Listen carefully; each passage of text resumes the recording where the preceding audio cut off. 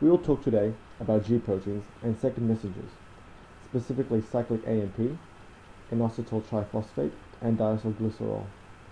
Now, G protein signaling is only found in eukaryotic organisms. It's a fun fact. Now, this is a G protein. It doesn't actually physically look like this. It is a trimeric. Now, it's trimeric because it consists of three subunits, alpha, beta, and gamma. The alpha subunit plays a key role in activating the effector protein in the cell membrane. Now, when the G protein is not doing anything or is inactive, GDP is bound to the alpha portion of the G protein. GDP stands for guanosine diphosphate, diphosphate as in two phosphates. However, when it is activated through the G protein coupled receptors, GDP is exchanged for another molecule, GTP. So where does G protein sit? It is attached in the inside of the cell membrane. This is a simple diagram of the G protein signaling process. This is a G protein coupled receptor.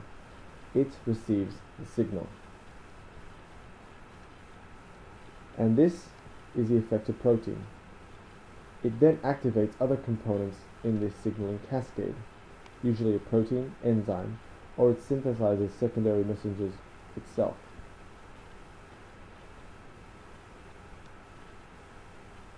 Now, the process begins when a ligand binds to the G protein coupled receptor. Now, this causes a conformational change that will activate the G protein inside the cell. When the G protein is activated, it converts GDP to GTP. Now, GTP is abundant in the cytosol. GTP stands for guanosine triphosphate. It's tri because it contains three phosphates. Now, when GTP is bound, the alpha subunit dissociates with the beta-gamma complex. The alpha subunit then moves and activates or inhibits the effector protein. The effector protein then activates or inhibits the signaling cascade. It is called second messenger because the bound ligand on the G protein coupled receptor was the first. Now, when the alpha and effector protein finish what they're doing, the alpha subunit hydrolyzes GTP back into GDP. Alpha subunit then disassociates with the effector protein. The alpha subunit reattaches back with the beta-gamma complex, completing the G protein signaling process. Now, here's another diagram of the cell membrane. Here is the receptor and the effector protein or target protein.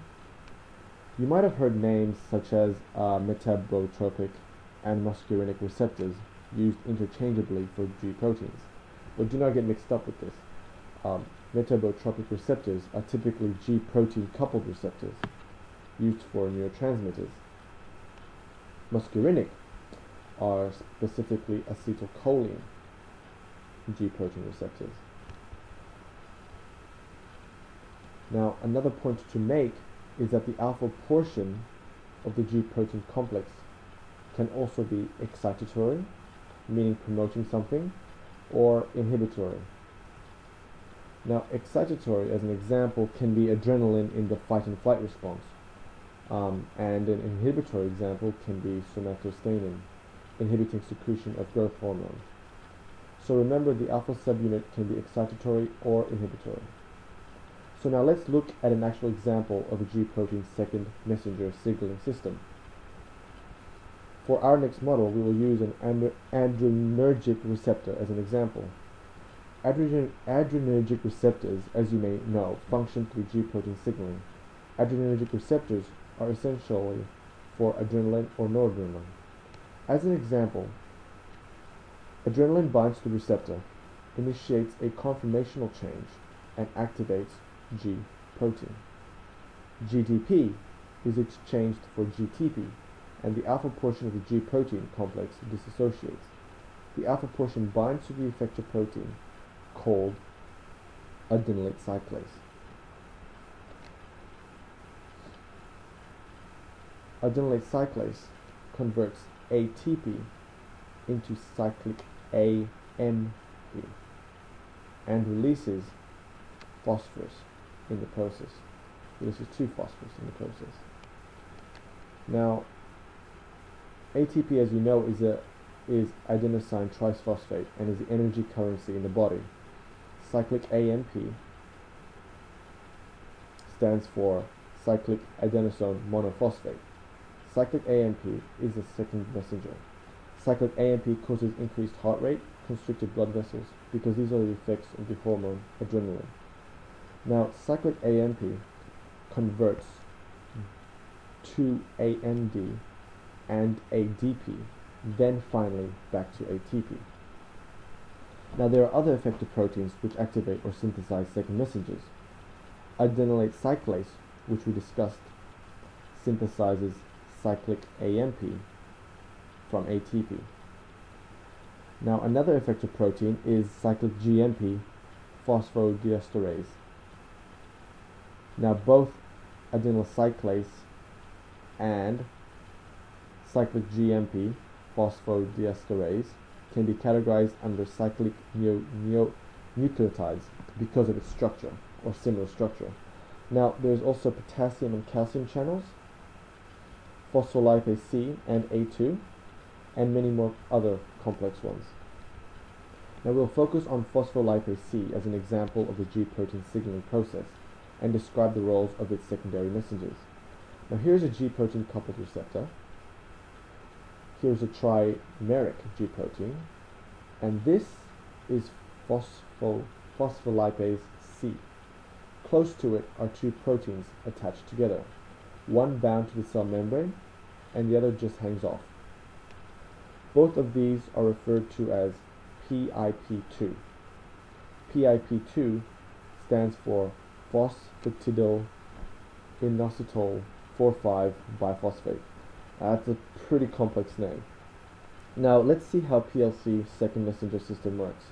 A ligand, usually thyroid stimulating hormone, vasopressin or angiotensin, binds to the G protein coupled receptor, inducing a conformational change, activating the G protein. Now, GDP gets changed to GTP. Alpha subunit dissociates with the beta gamma complex. The alpha subunit attaches to the phospholipase C, which then hydrolyzes PIP2.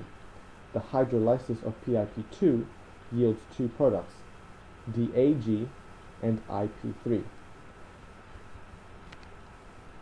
Now, DIG stays attached in the inner layer of the cell membrane due to its hydrophobic properties. DAG and IP3 act as separate messengers.